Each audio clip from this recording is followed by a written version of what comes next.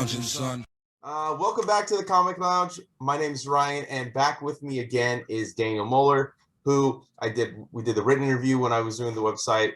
There's another promo video that will have dropped before this drops. So welcome back to the show, dude. It's my pleasure to have you.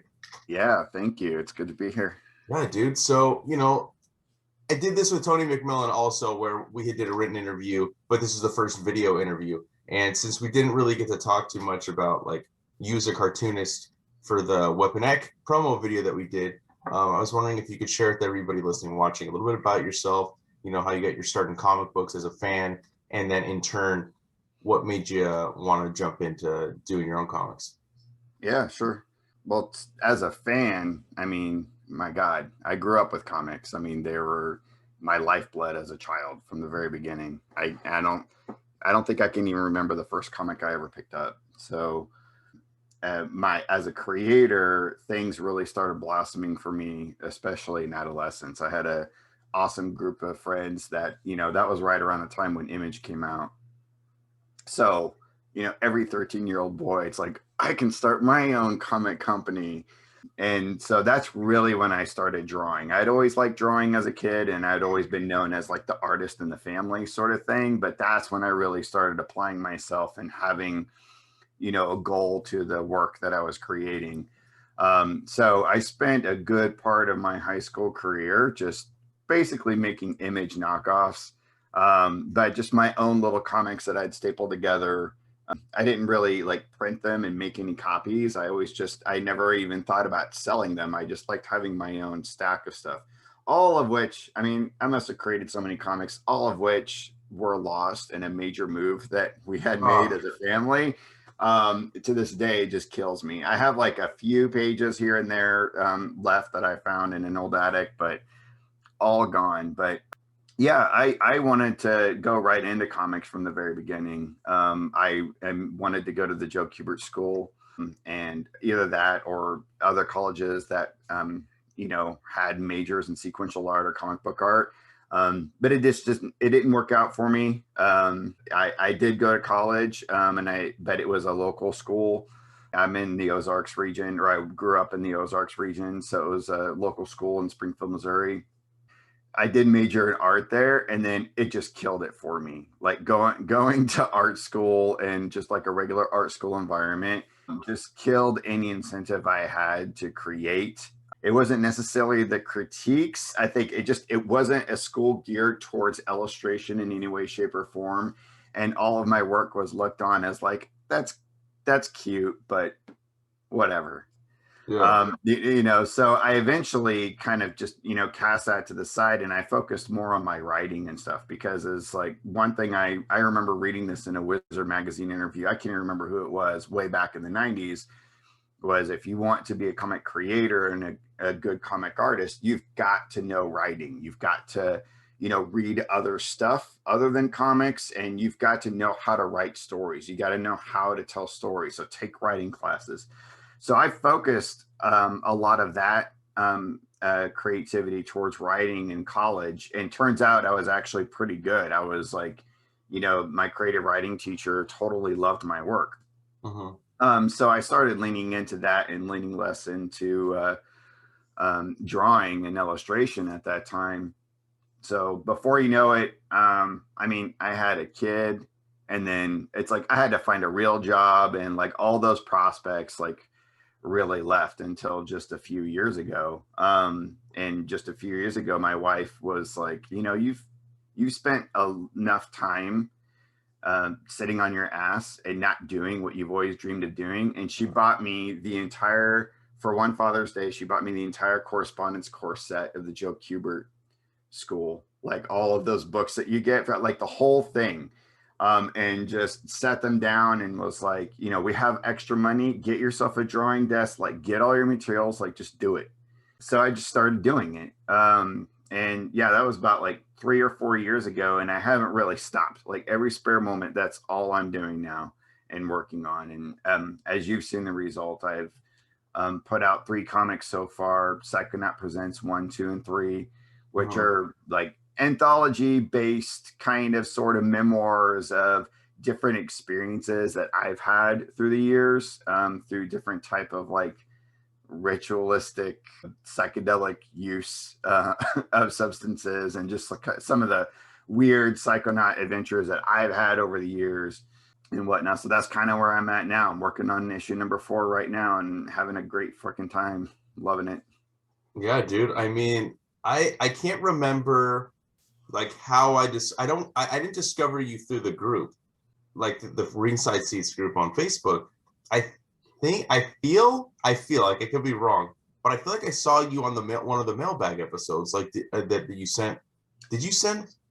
Yeah, Okay, so yeah, yeah, that's yeah. okay. So and that's one of the things that I'm not pissed about, but I really miss the mailbag I episodes miss those so much. because fuck the comic books that people would send, like Batman comics or whatever the fuck, like like no, I ended up finding a lot of really dope cartoonists through that, because like they would dive a little bit more into like somebody like you, like, oh look, this is where you can find them. And I think it's something that, like, I mean, I can't do a mailbag episode for the channel, but it's something that I as soon as I have the free time, and I'm not recording 2 to 5 interviews a week, I want to do little mini episodes where I go through people's books and just kind of show real quick who they are, and hopefully people fucking can kind of get that same feeling, because I miss that. I mean, like you, Tony McMillan, like pretty much a lot of the people that I first interviewed over email were the people I discovered from that. And then I kind of dove more into the group and discovered more people. But yeah, I loved your stuff from the minute I saw it, and I think I reached out pretty quickly to you. I loved that first issue. I saw you talking with Eli, so I turned it off because I didn't want to know anything going into it. I did, you know what I mean? So I kind of wanted to save it for myself because I didn't want to feel like I was copying him. I also don't want him to inform the way I ask my questions, but I want to know more about that, because I didn't know that was a real experience. It's ayahuasca. Is that how you say it? Ayahuasca. Ayahuasca. Okay. Can you talk a little bit about that experience? Because like I'm sober now, but like I've had my fair share of psychedelic drug experiences, but I just think it's really interesting that you took that and put it into a comic book, and kind of not a straight memoir, right? Like, but you kind of had it influence the story. So I was wondering if you could talk a little bit about why you chose to tell that story in comic book form. Well, it's actually, I mean, I subtitle Psychonaut Presents as psychedelic memoirish possibilities. Mm-hmm. But that's only because I do have some like fiction stories within the anthology. But like my experience within number 1, which is Mother Vine, and then number 2 in Dark Medicine, those are actually directly out of my journals from experiences that I've had. So when I was talking with Eli, we kind of talked about, because whenever he asked, like, how did you start getting into this stuff? I mean, I'd always been like, into smoking weed or whatever, but there was something about, just different, like, fiction is really important to me, whether it's comics or whatever. And there's something about just like certain characters that are able to like harness and do magic or get involved in psychedelics and stuff. When you think about things like Grant Morrison, Alan Moore, and Rick Veitch, like there's this like ultra like element, like this meta element to their stories and their characters that almost makes it feel like that you yourself could be like one of these characters or one of these heroes. And in fact, that's, Grant Morrison even like wrote himself into Invisibles, and right. Moore talks about John Constantine, in that he actually feels like he recounts an experience where he actually met John Constantine after he had created him, like ran into him on the street. So there was always something about that. So I started getting into, like in college especially, magic, ceremonial magic, and drug use and things like that. Not as a way to just like get fucked up and get high, but I was really interested in consciousness exploration. I was really interested in this idea of just other realms of experience and the supernatural. And So I really just started kind of diving into those worlds and researching, reading, but also just trying to like meet other people and stuff. Before you know it, well, not before you know it, many years later, I've been involved in like groups that not only travel to, you know, places like Peru and whatnot to experience some of these psychedelic substances in their ceremonial settings, but groups that are like here in the US that have carried on like those lineages and traditions. So I've actually over the past few years have gotten connected within those groups. And what I find really interesting, because you mentioned about being sober, but a lot of these substances, or actually most of them, are not addictive in any way, shape, or form. And they're not like experiences that you would want to go into and be like, oh, I'm going to get high on ayahuasca. A lot of these like substances are used for people that are in recovery or people that are dealing with different types of addictions and whatnot, because they're kind of like ego suppressors. They come in and they really kick your ass and like psychologically come into your brain and like make you look into the mirror and realize, why are you addicted to like certain behaviors? Like, why are you so afraid of making this leap in your life to do what you want to do with your life or whatever? And like they, like as you read in the comic, like it's not like a good time. Like Yeah. I didn't have fun and just like, whoa, this is cool. Like, I had like a really rough time. And like my wife is in that comic, and the curandero and his wife that I interacted with that distributed ayahuasca and provided that ceremonial setting. I mean, those are real people, and they read the comic. They thought it was awesome. They laughed their asses off because they just thought it was great. But like I've grown to like love those substances over time, like in a limited capacity, like with limited use, but also in that kind of like indigenous ceremonial setting, because they kind of create this like way for people to kind of work through their shit. And after I did that particular ayahuasca session, that was kind of one of the catalysts for me to just be like, why the fuck am I not drawing comics? This is like what I always wanted to do. Yeah. So when my wife got me that Cubert set, I was like, well, why not just draw that experience? Why not just like draw the experience that kind of got me to this point, or this is like what I'm doing now in my spare time, and hopefully maybe full time someday. Yeah, that's kind of that. I mean, that was a really important time. But yeah, it's that's a verbatim from my journals. Exactly. That's awesome. That's Yeah. awesome. Yeah, I dug the first issue, the second issue. I mean, the third issue was awesome too. I love the EC homage that you did. Like that cover is just, I mean, it's just so fucking, it's so awesome. Can you talk? So let's talk a little bit about the newest issue, because like you said, it's an anthology, so you have multiple stories. Yep. This Dark Medicine Part 2, is this also? Yeah. Yep, Can you another, tell? Okay, I gotta hear this. I gotta hear yeah, this that's story. another experience that I had. This dark medicine is actually an initiation ceremony. So I was kind of put through a rites of passage for a particular Peruvian shamanic lineage. And it was, they kind of put you through the gamut. It's just like you alone with like the curandero, and they completely put you through the ringer. It's basically, you're supposed to like go through like a whole death and rebirth process while on the medicine. So the first issue focused on my experience with ayahuasca, and in dark medicine segments, the medicine is San Pedro, otherwise known as Wachuma, which is kind of like a peyote derivative. Okay. It's a peyote type of cactus that's grown in the Andes Mountains. It's actually not as intense as ayahuasca, but the ceremonies are really intense. The ceremonies are, you can be getting whipped. You can be getting like, I mean, sometimes they'll even bury you alive. I mean, it's just like, they're really intense with that particular type of medicine and the things that they do to you. But yeah, that's like an initiation ceremony I'm going through.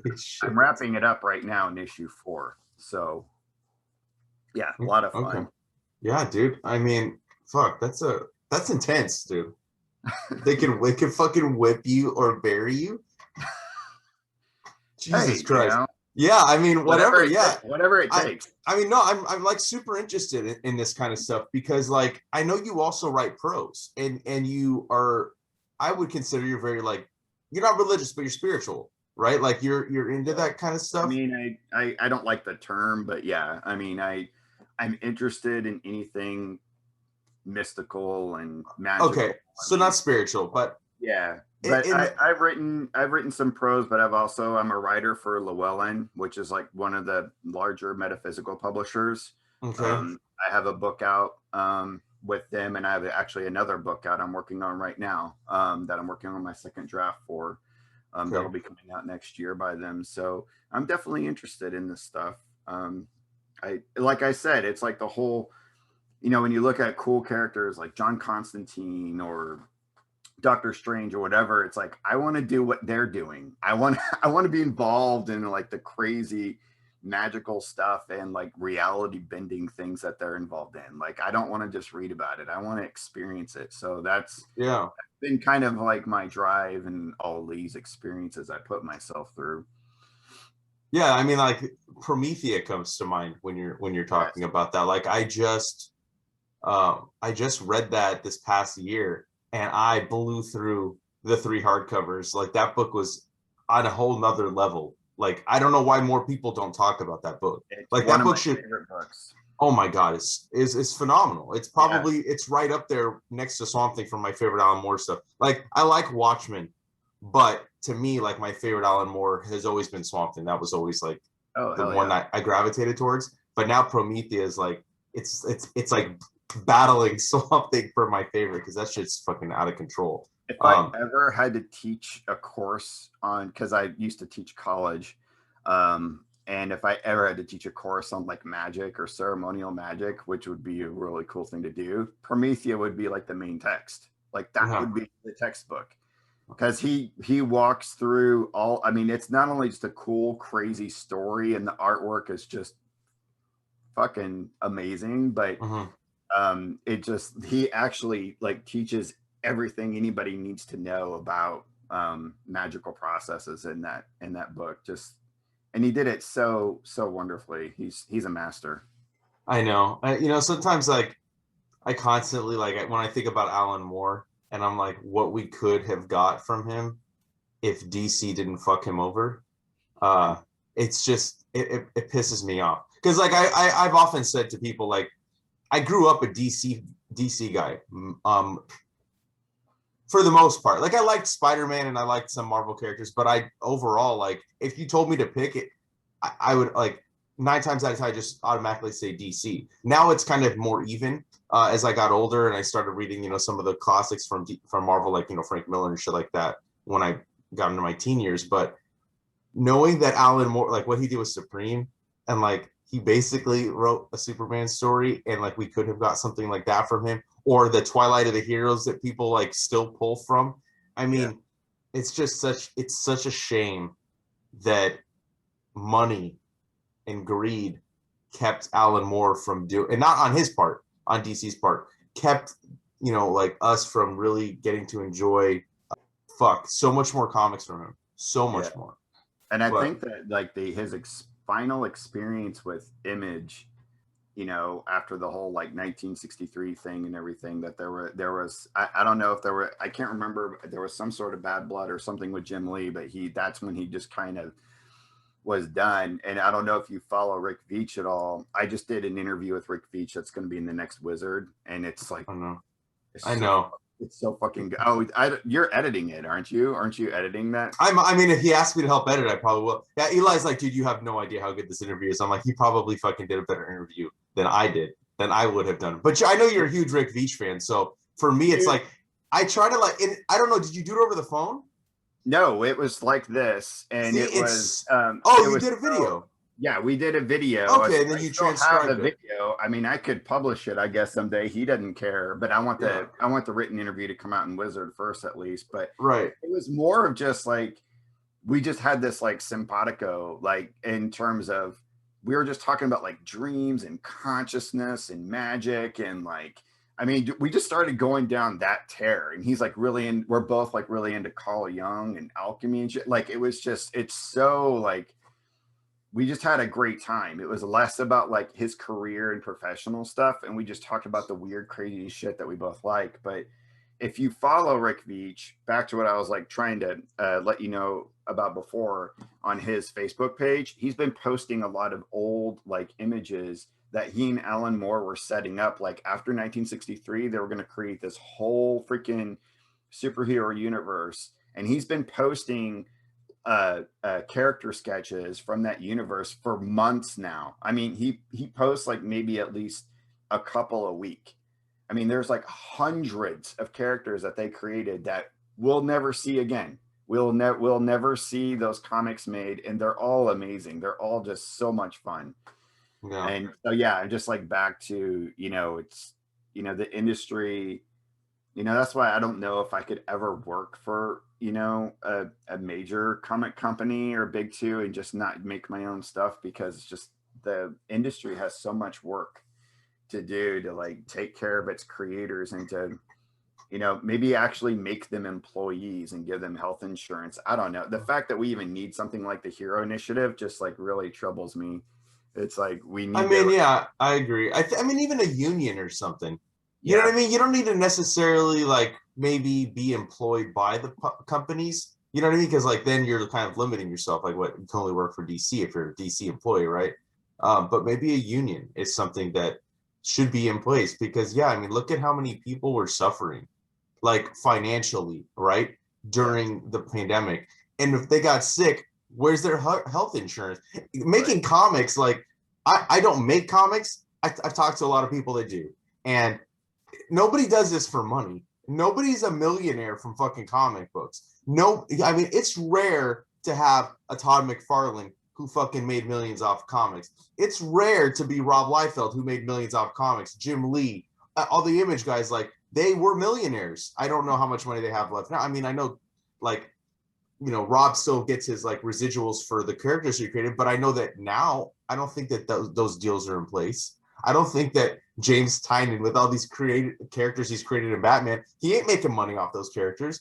And then in turn, everybody else that creates for Marvel and DC. So yeah, it's something should be done for the creator, because without the creator, all these fucking people that are sitting in these positions of president or CEO or CFO or whatever, you motherfuckers aren't creating anything. You're making money off the people that are. And I'm not trying to bash, I'm not trying to bash the big two, because don't get me wrong, like I love Marvel comics, I love DC comics, but at the same time, when they do something wrong, I have no problem to call them out, and I'd have no problem to call. It's a matter of like you're just like, it's like you're being a good patriot, you love your country, but goddamn, you need to take a look at where improvement is needed. And if we want the comic industry to thrive, which we all obviously do, that means we want everybody to be successful. Not just the big few, but everybody, all the creators, all the independents. And so, we just have to like, we need to, I've been trying to like kind of scour YouTube and other podcasts to find, people who are kind of talking about this, about like how to, because I just heard even the other day, like IDW had some like major losses, and they may have to like, cut a ton of people. Like they're not doing very well right now. And it's just like, man. And I saw people kind of celebrating that and like, oh, fuck you. And it's like, no, man, I want everybody to be successful in this industry. I want it to thrive, and we need to solve these problems. That's interesting that IDW, considering they have the Ninja Turtle license and they have all these other licensed properties, you'd think that, they have Kanto too. Kanto's been doing great. I mean, that fucking David Boer is like the nicest guy. Probably one of the nicest people I've met in comics. He's so cool. And his thing's an option. That book sells like crazy. I mean, we have a signature series at the shop I work at. So obviously like our numbers are a little bit higher because we incentivize people to buy the whole series, but the industry is just so, it's kind of like Diamond, right? Diamond was so stuck in its ways and didn't want to change that we may not see Diamond 2 years from now. You know what I mean? Like I've noticed DC left. First of all, Lunar distribution. I talked a lot of shit. I think it was shitty the way DC did it at the time they did it. But dude, Lunar, they handle their shit, man. I mean, Their stuff is rarely damaged.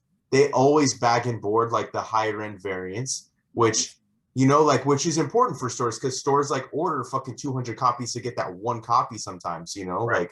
like, so, and I don't like playing the variant game, but like as an employee, like I can understand, you know what I mean? Like, why are you sending these like unsafe and they're damaged all the time? Diamond like has progressively gotten worse. And then you see Marvel leaving. So, I mean, Diamond can still distribute, but we're switching. We're not going to be, we're going to go to PRH, you know what I mean? Like, cause it makes more sense. You know, when you don't want to change and adapt to new things, like things can't stay the same way. And that's, and growth and for the industry and for the people that work in the industry is only going to happen if you adapt. Like, you know, it's not, if you just stay the same, then things are going to stay the same. You know what I mean? Like, what, I'm not trying to be cliche with it, but it's just, I've just watched it, like being in a shop. It just sucks, man. It really sucks. And I hit on the whole Rick Veitch thing again, but I remember him telling me that like when Diamond monopolized and became the sole distributor, you know, it killed a lot of prospects. Like that was like kind of the nail in the coffin for him to just be like, you know what, screw this. And he actually makes his money now by doing freelance illustration. Like he makes comics. He's doing rare bit themes, but that's kind of like a side thing for him, you know, for in terms of like trying to make money and like provide for himself. That it severely limited people just being able to like have access and have the ability to find small press or establish a small press and, you know, get their stuff out there. And I've been really digging into the dollar bins and just, you know, kind of diving into a lot of the old obscure like black and whites from the 80s and early 90s. yeah. It's like weird stuff. Like I'm just finding, you know, all these, you know, books that, you know, aren't even from, you know, someone that we would know, like Kitchen Sink or whatever, people that just were just creating it in their basement and just like getting the sucker out, making only like 500 copies. And I just find that stuff so interesting lately. Yeah. Having a great time with it. I mean, that's how I feel about like your stuff and the other people in the group. Like, it's the same level of excitement for me, because we don't have a lot of shops that have those. There is a shop out here called Spiro's that like Eli has gone. I think he actually did a video on Facebook Live. He went through a bunch of books that he got, like some like dollar finds, and they have some cool stuff, but you're gonna be there for hours because like it's separated by publishers and it's not in order in any way, right? So you're just like, you need to wear gloves or your fingers are going to be black by the time you're done going through them, you know? But that's a good feeling. That's a good feeling. It is a good feeling. I went in there, what was it? A few months ago, I went there and I bought a short box worth of stuff, but my fingers were so dirty. I washed my hands and I was like, dude, the water's brown. Like, this is gross. But at the same time, I'm so glad I did this because I love going through old bins. You never know what you're going to find. I ended up finding some stuff that like I was missing. I found some like old Spectre from the 90s series, that glow in the dark cover, you know, like, which led me to go get more stuff online. But yeah, I mean, like the level of, like, I want that excitement again in comic books, you know, of discovering new stuff. And when it's limited because of distribution, because like you can't, not everybody will get in Diamond, right? Like getting into Diamond or getting drowned out in that catalog, which is a fucking like phone book, you know, like, I think there just needs to be more. I've said this to a couple people. Like, I want to figure out a way for me to distribute. Like, I would love to get like a bunch of indie cartoonists under one umbrella and help distribute and talk to shops, because I could sell the shit out of anything. You know what I mean? Like, I am really good at selling stuff. I used to joke that I could I could steal your sack of whatever it was and sell it back to you. That used to be something I would say. I could take that from you and sell it right back to you. You know what I mean? So like, it's just another level I would kind of want to take, like, you know, what I do. And I just have to figure out the logistics of something like that. But I want to see more people get as excited about this stuff as I am about your stuff. You know what I mean? Like, I have almost a short box just from this year worth of stuff that I've gotten from people in the group. And what you guys do is amazing, and it's different. It's not what you'd see on the stands, like Tony Farrow, right? Craig CK's got something he's working on.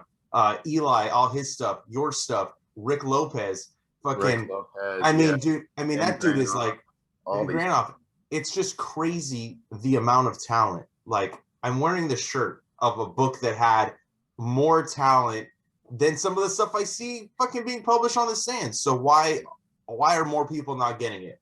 I've already talked to my manager, you know, like I want to start a section for indie self-published cartoonists, and he's like, fine, just you tell me what you want to get, fucking, and we'll make it happen. Speaking of Weapon X, I was like, dude, we need to get some for all 3 shops. So I'll give you the code for the retailer. I think Will sent it to me, and we're gonna get at least 5 for each shop, see how it does, and then go from there.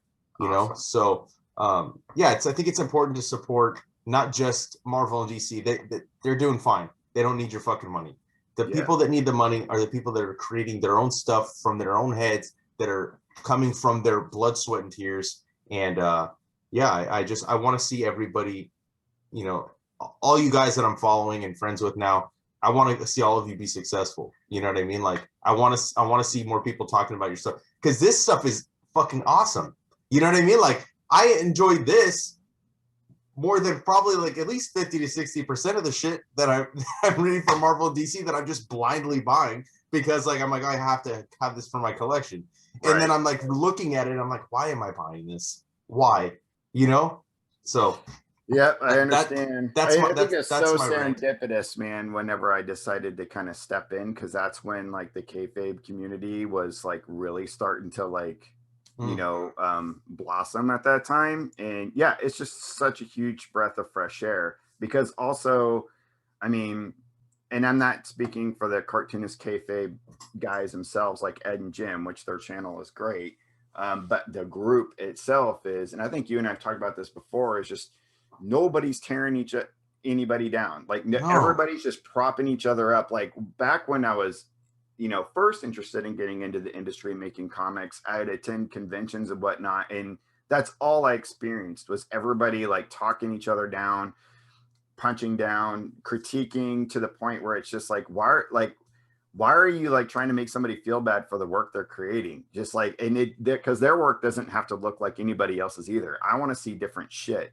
Yeah. I don't want your stuff to look like fucking, you know, a Jim Shooter, you know, panel log or something. Like, I do whatever you want to do. And that's what this like group is. Everybody's doing exactly what they want to do. And the energy is so hype right now. The energy in this group and the stuff that everybody's creating, like I can't even keep up with it. And I'm actually sidelining even some of my own projects, because I want to jump on this bandwagon, like getting involved in the giant size 63 thing. And I think they're even doing another like darkest image, you know, thing coming out. I signed up for that. Yeah. I did too. So I'm so stoked to see like what next year is going to look like in terms of like what we've created, and like what else is going to be coming up, you know, down the pipeline. Yeah, dude, I'm excited too. Yeah, I mean, I think that comic books should, you know, people should only try to be lifting each other up. You know what I mean? Like, don't get me wrong, I'll bash a book, but I'm not gonna like attack somebody for liking a book either. And I'm not gonna bash the creators publicly to their face. You know what I mean? I may talk to like my one friend, or like maybe I talk to you, but like if I was doing it right now, right? But I'll take it out. Like it does. I don't need to share hate. I just want to fucking spread my love and passion for comic books. And that's what that group does. And that's why I love being a part of the group so much. And even though I've never created a fucking comic book, I've never written, I can't draw for shit, you know, I signed up for it. And I'm teaming up with a couple artists, you know what I mean? Like, and I'm excited to do it, dude. I'm excited to be able to like create something with somebody and just like see my name in there. I think that just like, I'm more excited for that than if somebody's like, do you want to come write at a Marvel or DC book? Like, I don't think you would have the same level of excitement for me, you know? So I'm very stoked for all that stuff. But let's bring it back to you before, you know, we kind of near the end of this. What else are you working on? What do you want to kind of promote that you got coming up? Well, like I said, I've got a Hypernaut story coming out in Giant Size 63 whenever that finally gets out. Written by my buddy Aaron Conaway, which we're childhood friends. We're the ones that were creating comics when we were kids, and he's Oh, a writer. nice. Yeah, he's a writer himself as well. You know, he writes books and he's excellent. So check him out. But we also have a segment coming out in Darkest Image. But I'm finishing Psychonaut Presents #4 right now. I've got like less than 10 pages left to color, and I hopefully will have it out in July. After that, I'm working on a book called the Simon Myth Chronicles, which I kind of like featured a prelude of it in those last few issues of Psychonaut Presents. It's that last Simon Myth and Maxwell Echo story. So that's kind of like the start to, I'm thinking maybe like an 8-issue epic that I'm going to be working on ever so slowly. Maybe, I don't know.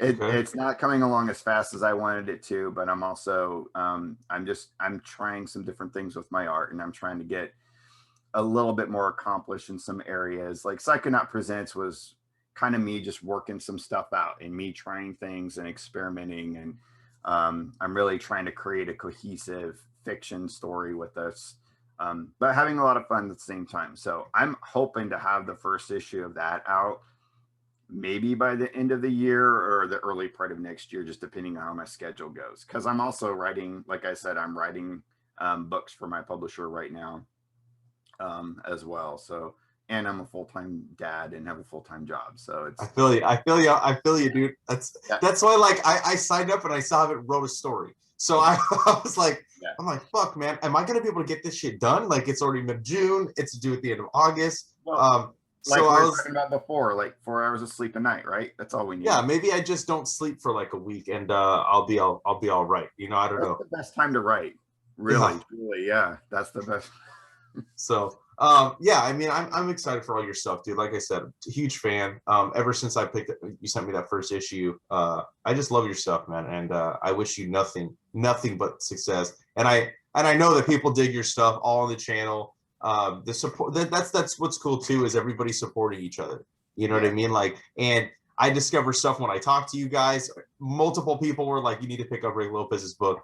And I'm like, all right, I'll do it. You know, like, and it's not that I didn't want to, but when somebody keeps telling me, go get the fucking book, I'm like, all right, I did. And I loved it. It was awesome. You know, I think that you guys are just, it's incredible. And that's another thing. You guys all have distinct styles. Like, none of your stuff looks like one another. And I love that. I love that about all of your stuff. But before I let you go, you got any recs and anything that you're currently reading that you wanna recommend? I just finished Barry Windsor Smith's Monsters. Jesus, that was a heavy book, wasn't it? I read it on vacation, which was not a fun book to read on vacation. Yeah, I could have told you that. It was such an oxymoron because it was not only the hardest comic really that I ever read, I think, but at the same time it was the most beautiful. The craft in that tome is just, I don't know, I almost cried even like 10 pages in, just because the artwork was so beautiful. And it took me way longer to read it than probably normal, because I would just sit on a single panel and just admire his pen work. It's a beautiful book. If nobody's picked it up yet, like, you've got to pick it up. And I think the last book that I picked up from the group was Rick Lopez's The Power. So if nobody's picked that up yet, you damn well need to pick up that book. And hopefully I'll be checking out Tony McMillan's Attaboy pretty soon. Yeah, dude, that book looks so cool. He sent me the PDF, and I told him, I'm like, I'm not reading it. I'm not, like, I said, nothing personal, dude, but I want to wait till it's in my hand. And like, you know, today is I'm posting the interview that we did together to kind of talk about his stuff and then the new book. But yeah, he's another artist, again, another crazy different style, and it's just, that's what you get from the group. So anybody listening and watching, I'll, you know, like, follow all these people, go through my interviews. It's all under the Indie Creator Spotlight fucking I need to start hashtagging it so it's easier to find. But or start a different playlist. But all the links to people's work, your links will be included as well. So if you could, real quick, before I let you go, share where everybody can find you online, where we can pick up your stuff. And I'm going to drop all the links down below in the comments. Yeah, danielmullerweb.com. So, Daniel Muller Web on Instagram, Daniel Muller Web on Facebook. But yeah, my shop you can get access to all my books. My comics can be found on Indie Planet. That's the forum I'm using to get my comics out right now. But yeah, come see me. All right, cool, man. Well, again, it's always a pleasure talking to you, and I'm sure we're going to do another one of these again in the future. So absolutely. Cool. Thanks, man.